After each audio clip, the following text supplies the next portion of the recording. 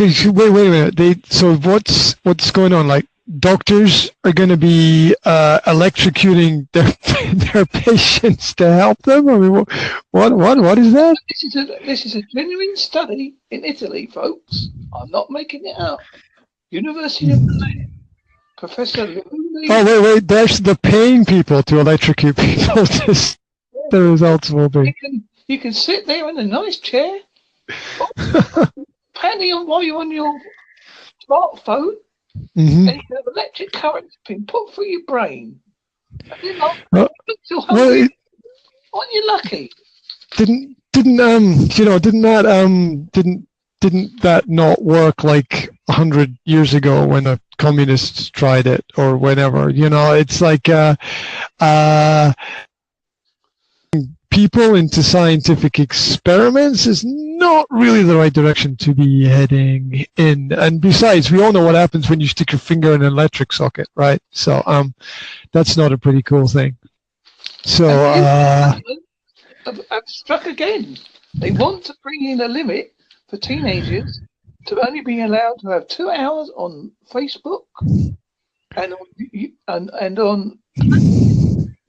Okay, which paper is this in? I can see, I can hear you reading the paper there. So which newspaper is this from? It's from the glorious The Sun, Monday. The glorious Sun. Oh my God, the toilet paper of record.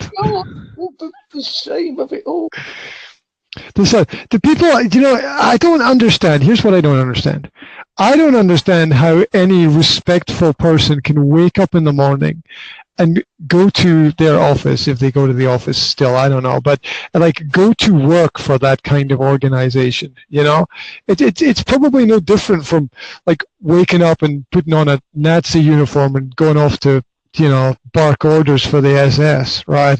I mean, it's just a different form of soft manipulation of society, and half the stuff they churn out is irrelevant and the other half is probably not true. So I mean, it's bull, right? Except for the fact that people are going to end up missing the important things, because in between 20 ridiculously gossip-filled, nonsense-filled stories is going to be something that is important, and people are going to skip over it, or they're going to miss it, or it's just going to pass them by, and they're going to think, oh, it's just another Sun story, right? Because you could probably drop in, you could probably drop into the middle of Sun, Istanbul was nuked, right? And people would be like, and then people will turn the page and go, oh, look, the royal wedding, There's a royal wedding. What you on about? There was only 40 pages yesterday. You're fucking kidding me. You're fucking kidding. 40 pages. 40 pages because two people that nobody knows got married. What? How can the world suffer so much? I thought, my opinions about this, because we talked before. I thought I had completely avoided all references and all information to the said event, and I got this fitness training app in my mobile phone, and I turned it on this morning, and there were all these DJs tweeting about how they enjoyed the royal wedding. I was, what the fuck? They've got DJs in fitness apps tweeting about it. This has saturated every element of society. This is insane. I imagine there's monkeys in the jungle talking about it. I mean, it's frightening. Oh, yeah, I imagine they are now. Did you see the royal wedding? Yes. Very good, wasn't it? Oh, my God. There was Welsh monkeys, obviously. So, my mother, God bless her, is a kind of flags in the window, ribbons in the garden, royal party kind of person, and I'd never been that myself. I've never been that myself. I mean, I respect the element of celebration, but guys, I mean, please, planet, please wake up. Come on. I mean, we've got to have progressed somewhere in the last 2,000 years, right? Just because, Caesar's getting married doesn't mean that everyone has to base their life upon it. It's shocking. Anyway, sorry about that. What was the story? You mentioned a story before I went off on a rant. What was the story? What was the second story? About Facebook. The British government wants to limit it to only 2 hours a day. The British, okay, so the government wants to limit how much time people can spend on the internet. That's basically the story, right? So what the government are saying is that parents are too stupid to educate their own children, so we have to do it for them. Oh no, wait a minute, we already do it, but we don't do it enough, so we have to do it even more, because the 8 hours a day, Monday to Friday, that students spend in school is not fucking enough. So obviously what's happening is not working, and obviously it's the parents' fault, even though parents never see their bloody kids. So, oh my God. Yeah, more of what's not working, please. That's like finding some guy who's passed out on the ground from downing 3 bottles of vodka and then pouring another bottle of rum into his guts. I mean, it's not going to work. And we got our favourite GDPR. Oh, okay. So this is financial stuff, right? So all people have to do now, even school, have to have someone that has to check the data that comes into the school. This is the Data Protection Act. Oh, I was thinking about GDP, about gross domestic product or produce. Okay, right. I can rant about that. The people checking data. Hello, I mean, doesn't anybody remember the Marxist, communist, socialist utopia fate? Like as if anybody is, as if that position is not going to be abused. Okay, so you employ the right person for the first 5 or 10 years to do the job, and then A, they get tired of it, or B, they get replaced by somebody else who will inevitably manipulate the information and filter what people get and what people don't get. So it's just another insane attempt to regulate what people do by regulating the information they get, and it's basically pointing a big finger at the planet and saying you're all too fucking stupid to make decisions for yourself, so we have to do everything for you, and soon enough you won't be thinking at all and you'll be living in caves again. I thought we really were. I thought we don't use as much half our brains anymore, do we? Well, I don't know if these. I think it's the split, right? I think it's where there are those that just step up to the next level, the kind of people that listen to podcasts at ×2, ×3 speed to get their information, right? I mean, the fact that exists is insane. And then you get the people who just switch off because it's all too much.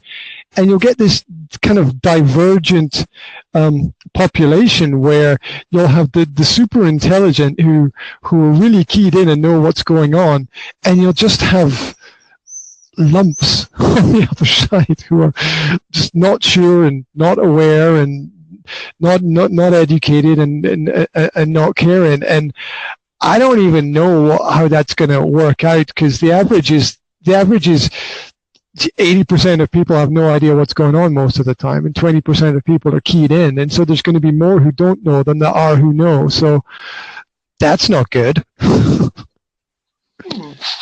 true. I just think that you said that it's all the world, red tape upon red tape. To understand the red tape, because you can't have red tape without the red tape. Yeah, okay, that's a great point. Here's another point, right? Here's another point. How can you continue to keep making new rules? The rule books just get bigger. Have you seen like the legal books? Have you seen the accounting books that companies have to have, right? Every year there's a new book with more regulations and more information in it. You can't just keep making more rules. It doesn't work. You can't make new rules without removing the old rules. And when you start placing rules on top of each other, it's like putting paint on paint. You just end up with a with brown there, right? At the end of the day, it doesn't work. You lose all of the essential nuance and texture which is required to make laws effective. It's insane. And this idea that, oh, this is not working, so we'll just make a new set of rules. It's you know what I always go back to? I've talked about this before, but I'll talk about it again very quickly. It comes back to football, right? And this is something that everyone can relate to because everyone knows what football is, right? And the beauty of the game is the simplicity of the game.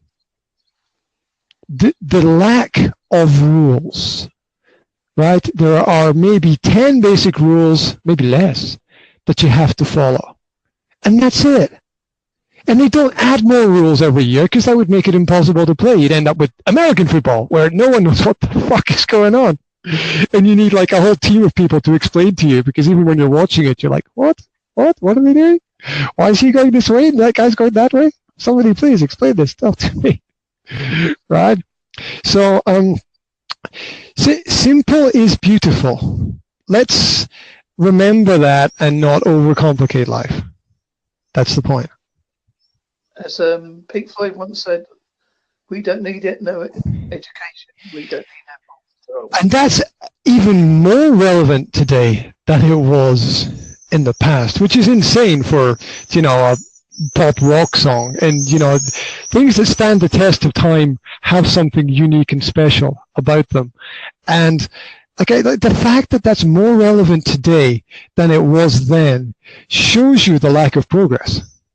Right, because it was a call to arms at that point in time, like, let's not be stupid, right? And still today, we're still singing it and we're still saying it because we're still fighting it. Yes, the same as I'm fighting co-hosts. There's 15 minutes, which is 13 minutes. It's it depends when it cuts out. So it depends when it cuts out. We've probably got about 2 more minutes according to my timer, but I don't know what yours is like. Anyway. Whatever we get, we get. But yeah, absolutely. And they'll take it. We don't care. We don't care. No, we rules. We're anti-rules. Yeah, we don't need no education. We don't need no thought control. Oh yeah. What else is in the paper? That's it. Apart from football. That's kind of does that game still exist? The only reason I use football analogies is because everyone knows it. I'll tell you what I did with my son. I purposefully kept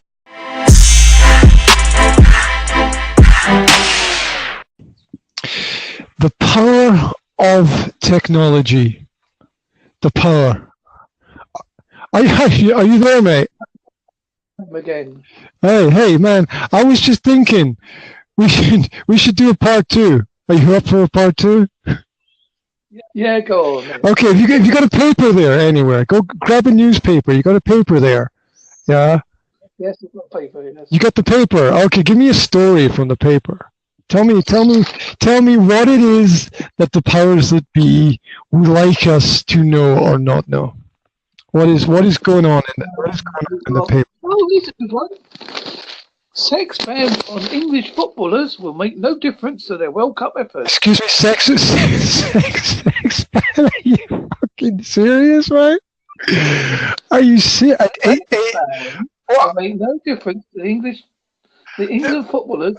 No, because they're still fucking lose.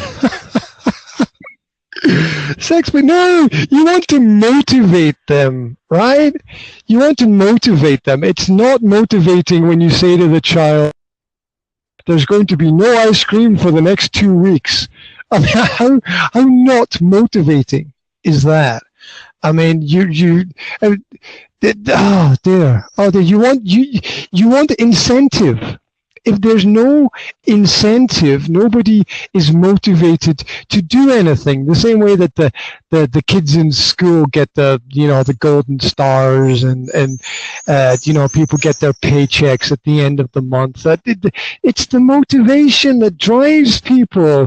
Getting some silly little trophy that they're going to have to divide between 25 people is ridiculous. right?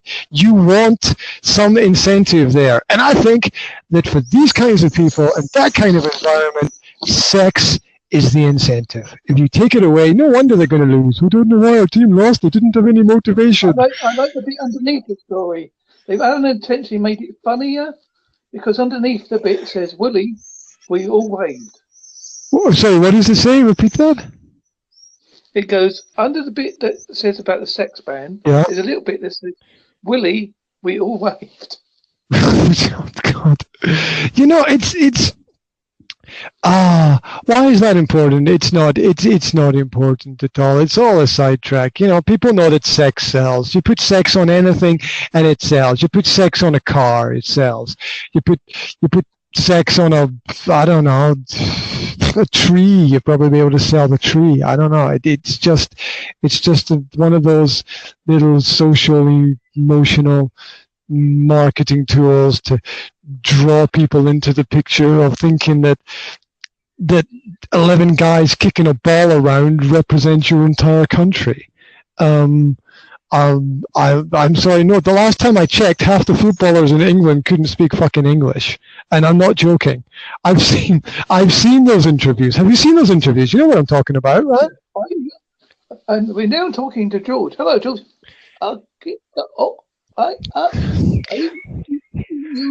Very good. They pass the ball on left side. We score. No, that was a weird Indian instead of African accent. But anyway, the point is, hey, I'll tell you a true story.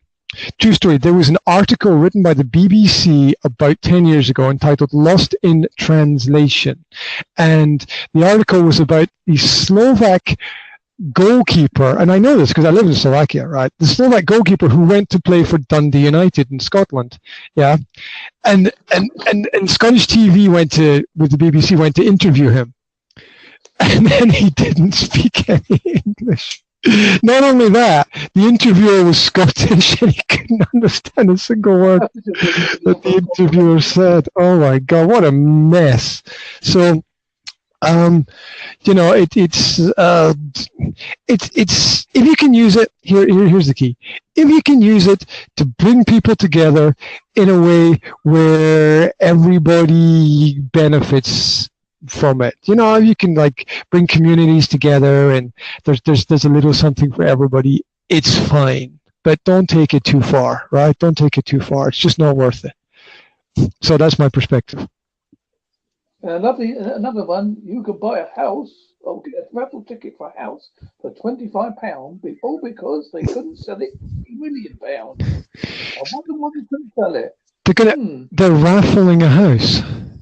Yeah, they're raffling a house. So you buy a ticket for £25 and you could end up with a house where if you don't have enough money to buy a house that's worth $1 million for $1 million, how the hell are you going to have enough money to maintain it, keep it, or even sell it if you only have £25? I mean, people, come on, think about it. There is no pot of gold at the end of the rainbow.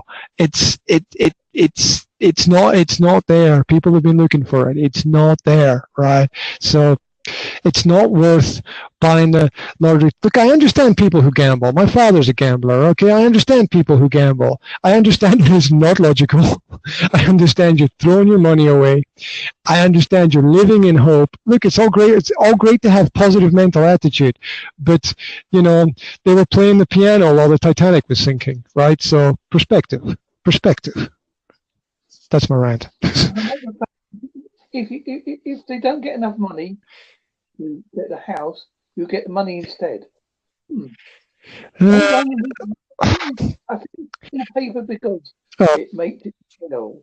What story can we come up with this week that get in the paper? Well, yeah, I mean it's selling about selling, isn't it? I mean it's interesting to realize that a lot of magazines, a lot of newspapers, they don't make their money from customers buying it. They make the money from the advertisements that are in it, the covert and the overt advertisements. So, you know, you got to read between the lines of everything that's there. I know, because I've done this. I went to the local newspaper where I live, and I just set up my new business. And what I did was I walked in and I said, I'd be interested if you could, maybe write a story about me or an article about my business and put it in the paper and help with promotion. And they said, sure, no problem, €100. That's it. Put €100 on the table and they'll write whatever I want and publish it.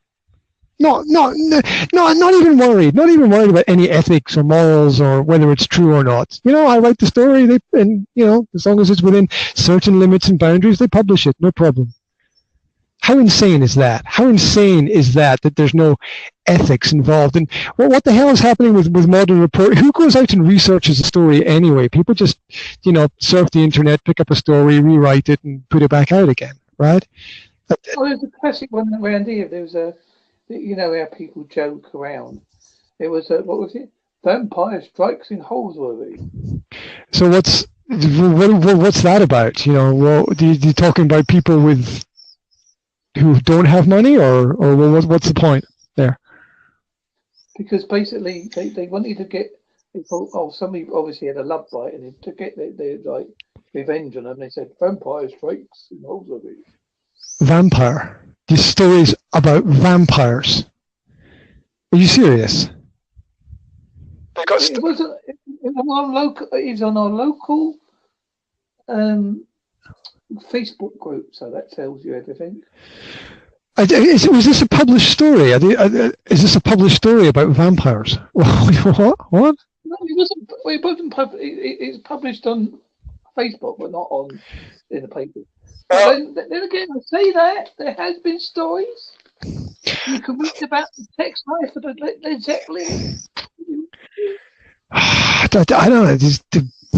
It's getting desperate when the vampires, spooks, and strange objects in the sky is all relevant to a certain culture and a certain group of people who, I don't know, they're I don't know, either they've got too much time on their hands, because I was doing a podcast, this like one of the early podcasts that I did, and so I'm in the middle of talking with someone about something, and they just say, so what about UFOs, right? And I'm like, I don't give a flying monkey about UFOs. I've got my life. I've got the things that I want to do. It does not affect me. I've never seen anything I can't explain, and I'm not looking for anything like that. Whether or not something beyond the normal exists, and you check out my YouTube channel, I've got, at least a couple of hundred videos on alternative research into what is beyond the physical. And there's a lot of things there. But if it doesn't affect my life, it doesn't affect my life, right? And there's this weird adverts are coming back again. Like there's a woman walking along for some weird and wonderful reason, wearing a white dress. Mm-hmm. Other inexplicable reason, and suddenly she gets paint thrown at her, and then it goes on to about clothes, or I don't know. I forgot what the bloody advert was about. Because it's so I don't understand them no more.